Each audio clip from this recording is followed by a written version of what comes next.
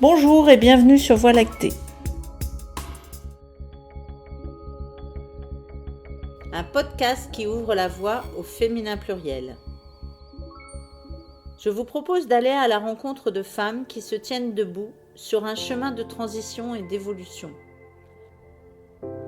Femmes du monde et d'à côté, poussière d'étoiles, femmes sauvages, femmes sages, accoucheuses, éclaireuses, passeuses, tisseuses, et pas que. Démarche singulière et féminin pluriel. Ils et elles ont écouté leur voix intérieure, sont entrés un jour en résonance avec leur intuition, leur nature profonde, et tissent aujourd'hui à leur échelle des liens durables. Lien à soi, lien à l'autre, au monde et à tout ce qui nous dépasse.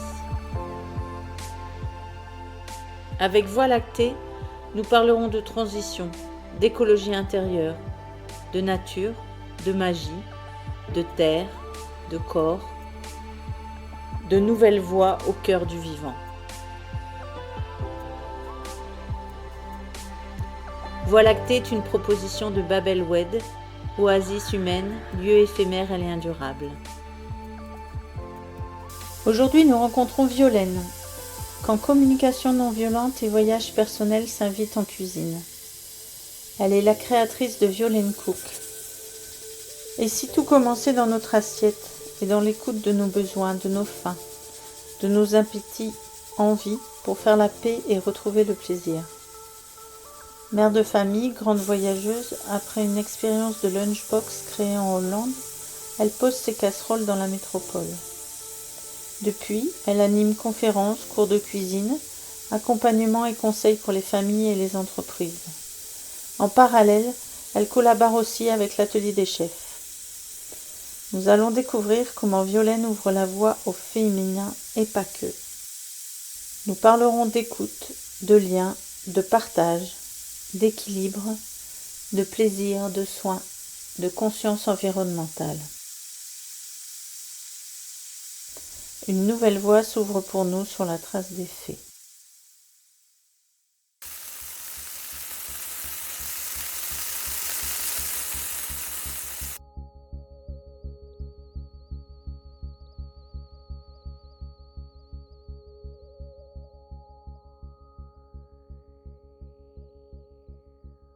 Où est-ce qu'on est et puis en fait qu'est-ce qui t'a amené jusqu'ici donc Ici dans ma cuisine qui est pleine de lumière parce que j'ai retiré le toit pour mettre un toit en verre et ça c'est important parce que j'ai besoin de toujours beaucoup de clarté. Et puis dans ma cuisine, pourquoi ? Parce que j'aime cuisiner, parce que j'en ai fait mon métier, parce que c'est un lieu où on échange beaucoup. Et pourquoi tu es là avec moi ? C'est pour échanger justement. Donc, ce qui m'a amenée ici, alors d'abord on est effectivement à Marc en France, Marc-en-Barœul en France. J'ai fait le nord et le sud. J'ai été un peu à Toulouse, j'ai été un peu en Guyane, j'ai été aux Pays-Bas, puis maintenant je suis revenue ici, là où pas très loin où mes parents sont nés, mais c'est pas un retour aux sources en fait, c'était simplement parce que c'était pratique. C'était pratique par rapport à la vie avec mes enfants à ce moment-là et tout. Et puis là, je me suis installée j'ai donc sur la cuisine, je l'ai améliorée parce qu'avant je cuisinais simplement pour ma famille et puis ensuite j'ai cuisiné en tant que traiteur pour des gens, toujours des plats familiaux que je faisais. Ça c'était en Hollande, C'était en Hollande, ouais. Tout ce volet de traiteur. Ouais, c'est ça, ouais. Avec ID Lunch, j'étais traiteur, puis j'aimais bien ça aussi, mais bon après voilà, ça me cuisiner énormément et puis en fait pas rencontrer tant que ça les gens et discuter avec les casseroles. Enfin, ça va un moment, hein. Tout le monde me dit « Oh, elle parle bien des casseroles !» Ouais, mais bon, elles me répondent pas beaucoup à moi. donc du coup, quand je suis revenue en France, alors j'ai essayé de travailler un peu en restauration, mais c'est pas du tout un rythme qui me plaît. Puis produire à haute dose comme ça sur des trucs, ça me plaît pas. Il y a pas assez de rencontres avec les gens, pas assez d'échanges. Et donc, maintenant, je donne des cours de cuisine. Et puis aussi, ça je le fais surtout pour l'atelier des chefs et un peu pour Violaine Cook, mais sinon Violaine Cook, en fait, on va aller chercher le côté déclencheur chez les autres pour dire allez, tu peux faire, c'est facile finalement de faire à manger, les gestes, tu vas les acquérir et surtout tu vas comprendre la chimie, l'alchimie qu'il se fait dans les casseroles, dans ta salade, dans ton truc. Et tu vas faire les trucs qui te plaisent et à partir du moment où ils ont découvert, des fois ça met 3-4 séances, des fois ça met une demi-heure, et ben après ils vont dire ah bah c'est super, puis je les vois plus. T'es une passeuse, en fait. Voilà, je suis une passeuse de talent. Ouais, parce que Violaine Cook, donc je vois là sur le frigo, il y a le bien-être en cuisine. Alors, raconte un peu qu'est-ce que tu voulais y mettre. Parce que d'ailleurs, je vais faire la photo aussi en même temps de ce logo, mais il y avait beaucoup d'intention en fait sur la création de Violaine Cook. Oui. Et en fait, il y a un sourire, il y a le rose aux joues, il y a le cœur dans la toque, il y a l'étincelle qui clignote du cœur en fait. Et derrière, donc il y a aussi la communication non violente avec le cœur, l'observation, et puis aller chercher ce dont on a besoin, parce que j'aime beaucoup. La communication non violente, bah, tu peux nous en parler parce qu'il y a peut-être des gens qui ne connaissent pas non plus. Et comment tu as voulu tout mélanger dans cette top de chef. Eh ben, la communication non violente, en fait, c'est un système de communication qui va être plutôt sur l'intention et qui est dans le but de vraiment garder la relation. Parce que si tu ne veux pas garder la relation, c'est peut-être pas la peine d'aller communiquer, en fait, en tout cas aimablement. On parle de lien entre humains. Vraiment, pour faire le lien entre les gens. Et en fait, tu vas partir de l'observation sur un fait concret et non pas sur une généralité. Et après, on va aller sur le ressenti, l'observation, ensuite le sentiment. Non, OS, oui, c'est ça, le sentiment. Donc tout ce qui est ressenti, pourquoi, qu'est-ce que ça me fait quand j'observe ça, et pourquoi je ressens ça, parce que tel besoin n'est pas nourri, et qu'est-ce que je vais faire comme demande pour pouvoir nourrir ce besoin. Donc en exemple, par exemple, on pourrait dire une personne attend quelqu'un sur un banc, la personne attendue, ça fait quand même une demi-heure de retard. L'autre, elle s'énerve, elle s'inquiète, enfin elle passe par tous les sentiments possibles et imaginables, et quand l'autre arrive, en fait, elle a deux façons de communiquer à l'autre. Soit elle dit putain, t'es casse-pied, toujours en retard, fais chier, l'autre chose à faire, machin quoi. Ce qui n'est pas très. Enfin, la personne, du coup, elle sera encore plus gênée, encore mal, ou quoi. Ou alors, elle peut dire écoute, j'étais inquiet là, j'ai une demi-heure de retard, je me suis fait du souci. En plus, moi, j'ai quand même pas beaucoup de temps à t'accorder, enfin, pas beaucoup de temps aujourd'hui, et j'aimerais passer du temps avec toi. Est-ce que la prochaine fois, tu peux me prévenir si tu es trop en retard, que j'arrête de m'inquiéter, et peut-être de refixer un autre rendez-vous. Et comme ça, la personne, elle se dit que c'est pas parce que la personne donc, qui est en retard, elle va se dire, effectivement, elle va comprendre que l'autre, elle a attendu, qu'elle était inquiète, et qu'elle a envie de passer du temps avec elle, mais que maintenant, elle a peut-être plus 3 heures à lui accorder, mais que 2h30, donc, et que peut-être que tout ce qu'ils avaient prévu de faire ensemble ne se fera pas. Donc, elle sera peut-être OK plus facilement. Pour l'alimentation, dans les accompagnements que je propose, si une personne a envie de changer son alimentation, alors en général, c'est plus pour aller vers quelque chose de plus facile, de plus sain, de meilleur pour sa santé, enfin il y a toujours quelque chose qui est bien pour soi, et quelquefois aussi pour la planète. Et par exemple, une personne qui a envie de diminuer la viande, elle peut le faire. Moi, je vais aller chercher son besoin et je vais savoir si c'est pour la planète, si c'est pour sa santé, si c'est pour la cause animale, savoir si c'est une question de mode, savoir si c'est une question de budget. Il y a plein de raisons en fait pour vouloir changer. Et dans ce cas, on va trouver, et suivant la réponse que me donne la personne, on va aller chercher effectivement le besoin et surtout la demande de faire. On va pouvoir faire une démarche qui soit vraiment accordée avec ses valeurs et avec son besoin, et en prenant en compte tout son environnement, la famille qu'il y a autour, pour les accompagner, pour effectivement les aider à s'organiser. Je peux organiser l'espace aussi, pour que ça soit fluide en fait, pour que ça soit facile, que ça soit léger, et puis Et aussi, surtout, de refaire du lien avec la cuisine, qu'on soit seul ou qu'on soit en famille.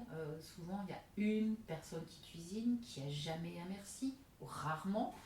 Et puis, ou alors les personnes qui sont seules, ben, elles sont toutes seules et puis elles ne sont pas très motivées. Donc, aller chercher ce qu'on peut mettre dedans, on peut mettre de la couleur, on peut l'aider à inviter des gens, à le partager, à les donner, à les recevoir aussi, parce qu'en général c'est très difficile de recevoir quand il y a beaucoup de gens qui savent donner mais pas trop recevoir. Donc apprendre en fait tout ça, et tout en douceur, pas aller trop fort. Ah, donc tu mets vraiment ça au cœur des liens et... Ouais. Et en fait je passe par la cuisine et par les cours de cuisine et par... dans le cours, je vais donner une ou deux petites idées, ou je vais peut-être mettre le doigt sur quelque chose sur une question qui pour moi paraît anodine et qui va secouer l'autre. Je dis, oh bah je suis désolée, enfin, j'ai des personnes que j'ai accompagnées qui voulaient absolument 5 000 prix pour maigrir. C'est pas ma spécialité, mais par contre ils ont gagné en légèreté d'esprit parce que en fait ils sont aperçus que ils faisaient tout pour toute la famille, mais que donc du coup ils s'accordaient pas de sport, ils s'accordaient pas de détente, ils s'accordaient pas de machin. Et donc après, je dis on va apprendre aux autres aussi à faire, on va faire des ateliers de cuisine ensemble. Et puis comme ça, peut-être qu'une fois par semaine, vous pouvez dire aujourd'hui vous faites une tarte, et puis moi je vais faire mon sport. Enfin voilà, et ça marche. Ouais, donc tu remets du collectif aussi dans cette démarche de se nourrir et de se faire du bien en cuisine, comme tu dis, bien-être en cuisine, c'est le bien-être du collectif de la famille, de la personne qui a fait la démarche laquelle non. Tu peux raconter qu'est-ce que Violaine Cook propose? Donc on t'a parlé d'organisation, tu as parlé d'écoute, donc déjà de qualifier, d'observer, écouter pour pouvoir connaître le véritable besoin. Voilà, donc ça c'est sur les accompagnements. En fait, il y a des accompagnements et des cours de cuisine. Alors à domicile maintenant, c'est vrai qu'avec le confinement, tout ça, j'ai préféré ne pas mettre les gens trop chez moi avec le Covid. Donc tu te déplaces chez les gens pour faire des cours de cuisine? Voilà, je me déplace chez les gens. Parce que alors s'il y a un groupe chez soi et puis qu'il y a un collectif, c'est volontiers, je préfère effectivement. En fait, le lien... Oh regarde, on a un petit signe. Ah oui. Ça c'est surtout sur les accompagnements individuels en fait, où j'arrive à refaire du lien. Sinon, quand c'est des cours de cuisine à domicile, souvent c'est des cours... Il n'y a qu'une personne. Ouais, il n'y a qu'une personne et c'est plus sur quelque chose de technique en fait. Non, ça peut être...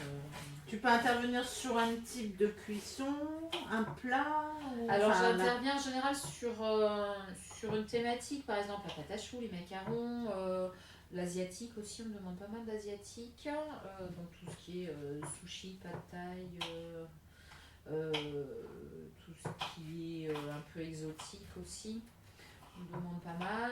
Et puis, mais c'est vrai que la pâte à choux, elle a beaucoup de succès en général.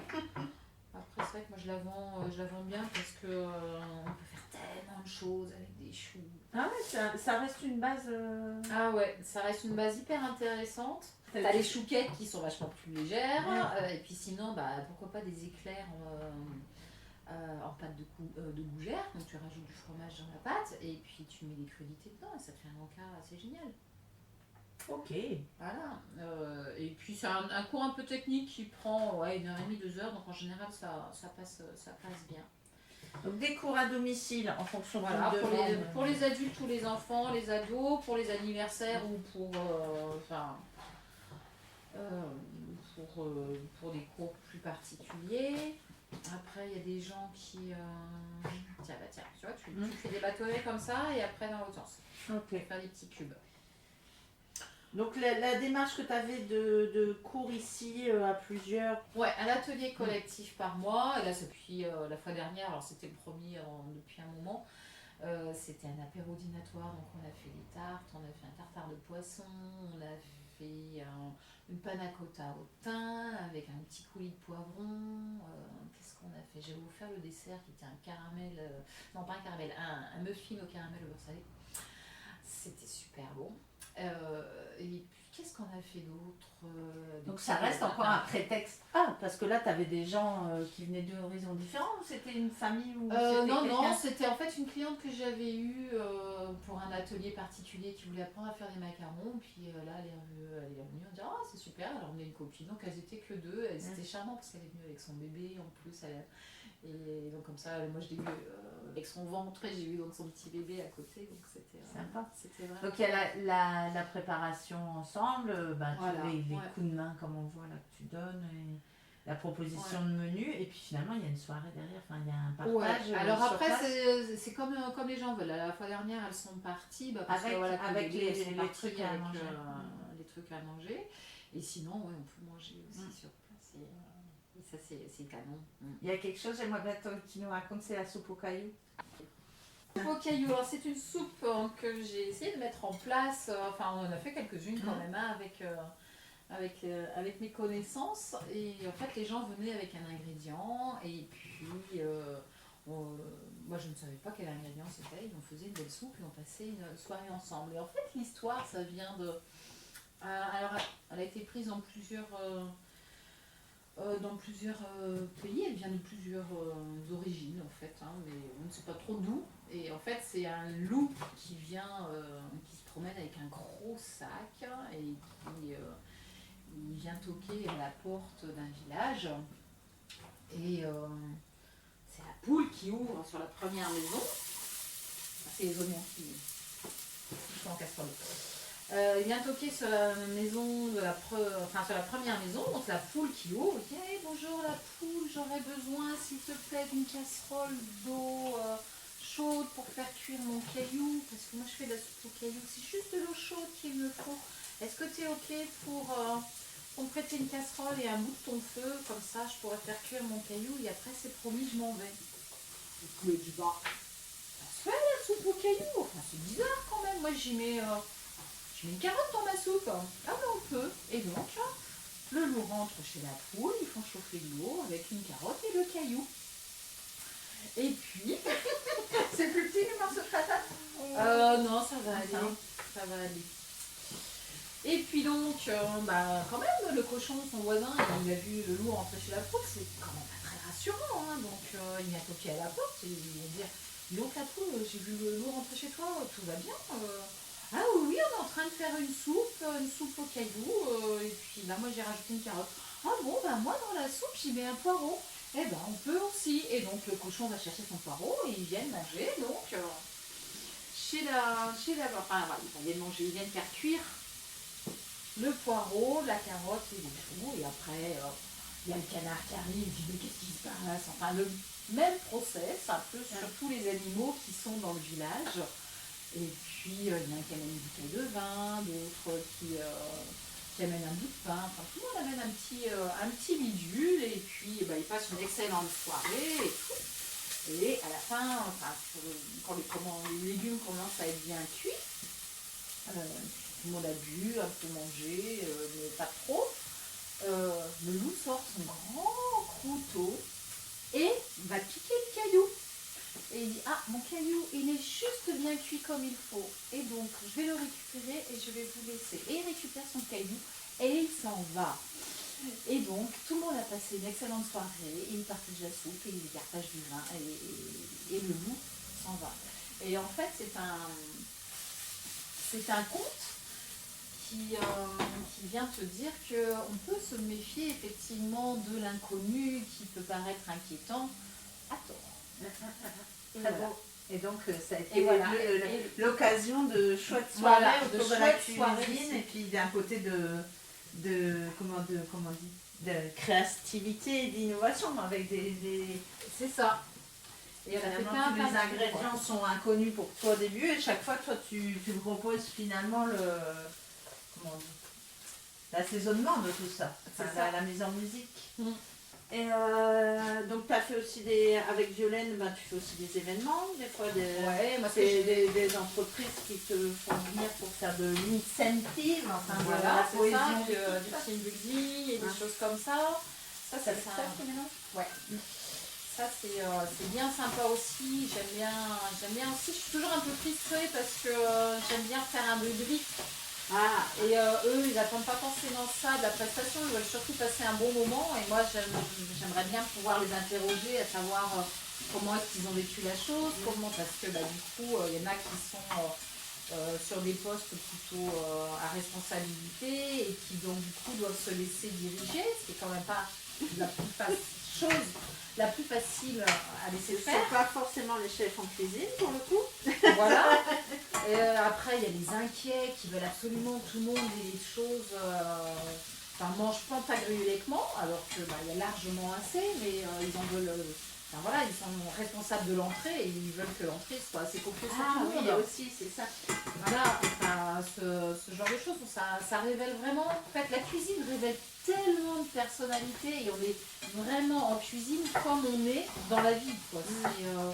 J'ai un article d'ailleurs sur mon site. Le risque du manque. Puis oui, là on reparle du collectif et de l'équipe qui est en train de réaliser, c'est ce que tu fais aussi à l'atelier des chefs. Il peut y avoir, il y a besoin de collaboration, de diversité dans l'équipe. Et il y en a qui partent billes en tête sans même savoir s'ils ont les ingrédients. Mais attendez-moi, vous auriez pas ci, vous auriez pas. Et moi je cavale, ça reflète aussi beaucoup de choses chez moi, parce que moi dans ce cas je cavale partout pour que tout le monde ait ce qu'il lui faut, pour que tout soit bien, parfait et tout. Je dis mais Violaine, arrête-les plutôt. Fais-les ralentir, communiquer entre eux, savoir ce qu'ils ont vraiment. Alors c'est vrai que maintenant j'y arrive un petit peu mieux, mais je me laisse souvent avoir par mon empathie en disant « Oh mon Dieu, les pauvres, ils ne peuvent pas faire ce qu'ils veulent ». Je dis « Bah oui, mais les fois, on ne peut pas faire ce qu'on veut, donc maintenant ça va mieux ». Après quelques kilomètres à cavaler partout en cuisine. Ça aussi, c'est vrai, toute cette dimension d'équipe, de projet collectif, de créer du lien, pas briser le lien. Et puis prendre confiance en soi par rapport aux autres aussi, et par rapport à soi. On apprend toujours, de toute façon, toujours en train d'apprendre. Là, je rajoute du sel. C'est beau, les couleurs déjà. Les couleurs d'anniversaire. Voilà. Comme ça, tu peux touiller et déglacer le fond de la casserole, nettoyer le fond de la casserole. Ok. Après, ça, Violaine Cook, dis-moi si tu vois des choses à... en fait, il y a plein de choses que j'ai envie de mettre en place à chaque fois. Alors, bien sûr, j'aime beaucoup écrire aussi. Donc, il y a tout ce programme. Il y a ma newsletter, il y a le site que j'ai fait moi-même.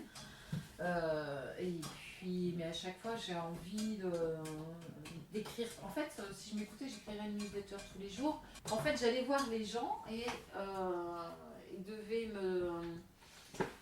T'éteins? Non. Ah non. J'avais diminué parce que ça marchait fort. Avec une recette, pour qu'ils me proposent une recette, qui cuisine devant moi une recette, qui me raconte l'histoire de la recette, pourquoi ils ont choisi celle-ci. C'est une recette qui marche à tous les coups pour eux.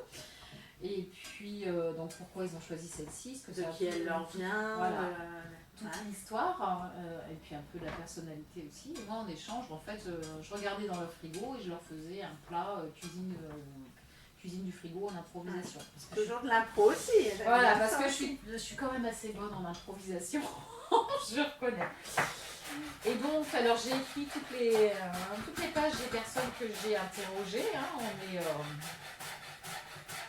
Et à chaque fois, on passait vraiment un bon moment d'échange, quoi. C'est vraiment canon. C'est pour ça que je suis un petit peu frustrée par rapport aux personnes. J'ai l'impression de... Ça va se faire. Ben ouais, ça va se faire. En son temps. Voilà, c'est ça. Mais à chaque fois, quand on regarde sur mon ordinateur, j'ai au moins 5 ou 6 livres qui sont entamés.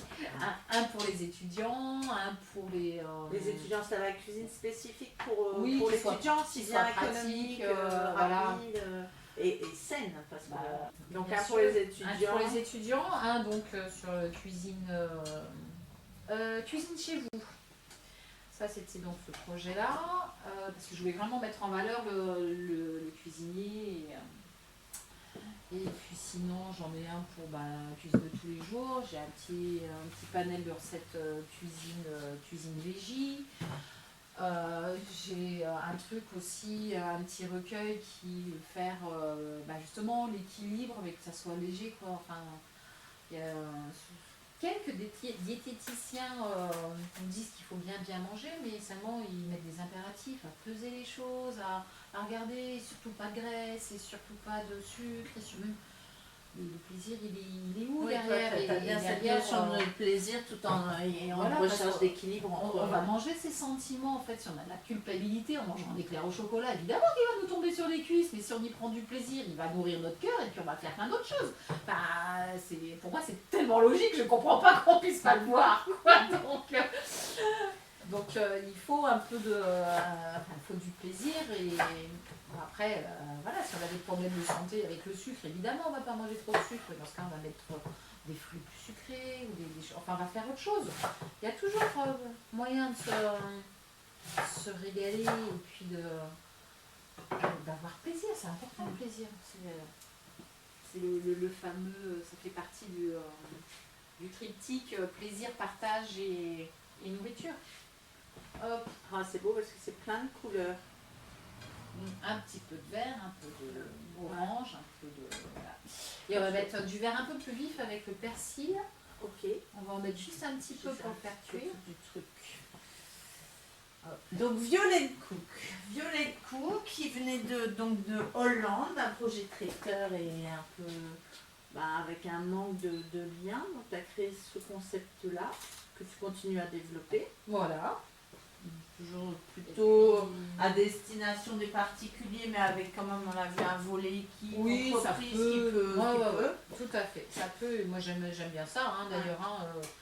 Juste après d'écriture. Mes locaux sont un peu petits. Donc, là ici, donc c'est vrai que l'atelier des chefs, ça t'a donné un terrain de jeu un peu plus large. Exactement, un terrain de jeu. Je te vois cuisiner et on entend ton rire, donc on sait que t'es pas en train de faire un truc qui t'embête. Voilà, c'est ça. Ouais, le sourire, ça va, tout va bien. Hop, hop, hop. Donc là, tu travailles en tant que salarié, plutôt le week-end actuellement. Et donc là, tu as des groupes très divers. Ouais, alors ils viennent rebelote pour faire des repas improvisés ou apprendre une technique spécifique. Il y a vraiment de tout en fait. Alors les improvisés, c'est plutôt les trucs pour le team building. D'ailleurs, on en a encore un, tu vois, vendredi prochain. Ils sont une vingtaine et puis on divise en 3 équipes et puis c'est un petit challenge en fait pour savoir qui doit cuisiner quoi et après chaque équipe vote. C'est un peu comment ça s'appelle ces émissions de télé, enfin voilà quoi, il y a aussi cette notion de on goûte, qui a fait le meilleur ceci, cela. Mais alors moi je reconnais que l'aspect compétition en cuisine, j'ai un peu de mal, mais il n'y a pas qu'en cuisine donc... c'est ça. Mais il y a cette cohésion, comme tu l'as dit, enfin, c'est la possibilité de se regarder ou pas, en tout cas, sans en prendre conscience. Il y a tout un travail aussi sur la personne, sur son position par rapport au groupe, par rapport à ses compétences. Et savoir confiance, les consignes qu'on prend, savoir est-ce qu'on va écouter les autres ou est-ce que je pars avec mon idée et puis moi je m'occupe de ça et vous... En fait, ça dépend vraiment des équipes, on sent dans leur façon de fonctionner en cuisine, c'est exactement la même façon. Enfin, à chaque fois je suis épatée en fait du résultat qu'ils arrivent à faire parce que mine de rien il y a aussi des talents cachés et tout, on est juste là pour donner les ingrédients mais aussi quelques proportions, quelques temps de cuisson, quelques techniques quand même, ils apprennent un petit peu mais pas tant que ça en fait. Et sur les cours où les gens viennent pour apprendre une thématique où il y a un entrée, un plat, un dessert qui sont prévus ou simplement un plat, ça dépend des horaires qu'ils ont. Là, ils apprennent vraiment donc, la façon, par exemple, de cuisiner un canard laqué, par exemple. Comment est-ce qu'on peut faire un canard laqué? On s'aperçoit que là, c'est tout simple. Donc, pas celui qu'on trouve dans les restaurants chinois, parce que celui-là, il est un petit peu plus compliqué à faire, plus technique, plus long, mais simplement un filet de canette, tu vois, tu fais griller, après tu mets un peu d'un mélange de miel, le soja, et puis du gingembre, des épices. Et ton canard laqué aux épices, c'est super bon, tu sers ça avec une petite pierre. Enfin, je me régale en plus. Elle l'a dit. Et puis, en fait, moi j'aime beaucoup transmettre. Vraiment, la notion... transmission. Oui, parce que j'allais dire, pour reprendre un peu, tu en as parlé là au début, mais donc on vient de quelqu'un qui faisait de l'équitation, qui avait un rapport particulier avec le cheval, avec l'animal. Et tu étais déjà dans une transmission. Décris-nous ce fil finalement. En fait, Comment t'es venue de ça? Comment t'es passé après au traiteur? Et puis maintenant. Et c'est vrai que donc ouais, moi, j'étais à l'école, j'étais vraiment. En fait, je ne travaillais que les matières qui m'intéressaient. Un peu comme maintenant, ça n'a pas trop changé. C'était un peu compliqué à l'école, donc ils ont dit bon, peut-être que tu peux faire autre chose. Tu as l'air de t'intéresser dans les chevaux, donc ça te dirait de faire un métier dans les chevaux. Je dis bon, pourquoi pas. Et puis j'ai fait donc ça pendant 2 ans. J'ai changé de club au milieu, mais à chaque fois la pédagogie elle n'était pas si présente que ça. Et donc j'ai eu mon monitorat, j'avais même à peine 18 ans, quoi. J'avais 18 ans et une semaine, quoi. J'étais la plus jeune monitrice de France à l'époque, en passant par Saumur, Fontainebleau, etc. Donc avec des bonnes écoles, des bons professeurs et tout. Et puis alors j'ai travaillé dans les centres équestres et j'en ai fait plusieurs et à chaque fois en fait j'allais m'intéresser pareil à la personne et je les observais. Je suis très observatrice dans la façon d'enseigner. Je vais regarder comment ils se comportent déjà naturellement, savoir s'ils touchent le cheval, savoir s'ils lui font un câlin ou s'ils le touchent du bout des doigts, savoir si vraiment observatrice de ça. Et puis après d'abord mettre la personne en confiance sur quelque chose de facile et puis lui mettre une bonne position pour qu'il soit stable à cheval, parce que c'est quand même pas très stable un cheval quand ça bouge. Pour que ça soit aussi bien confortable pour le cheval que pour le cavalier, j'allais leur mettre une position pour descendre les jambes, tendre la tête, faire le haut, enfin voilà, faire être à sa place sur le cheval, lui faire sentir, indiquer au cavalier les signes des oreilles. Et à partir du moment où le lien est fait, de toute façon après c'est juste un petit peu de technique pour améliorer, mais sinon c'est le plaisir. C'est vraiment le plaisir. On était en Guyane et là j'ai eu les enfants, alors j'ai eu 2 enfants à Toulouse et un en Guyane. Et une en Guyane, 3 enfants en 4 ans, donc plutôt rapprochés. Et là, c'était c'est un vrai bonheur d'être maman. Mais on est à porter la vie en soi, mais moi j'étais tellement heureuse à chaque fois que j'étais enceinte, bon, quelquefois un peu nauséeuse, où je dormais, une telle énergie qui est à l'intérieur, qui pousse, j'ai vraiment adoré. Maman au foyer. Voilà, maman au foyer, etc. Et c'était plutôt chouette, j'ai vraiment bien aimé ce moment-là. En plus, le Guyane, c'est plutôt sympa quand même. C'est les enfants, on fait une paire de claquettes, un short, on va chercher du pain.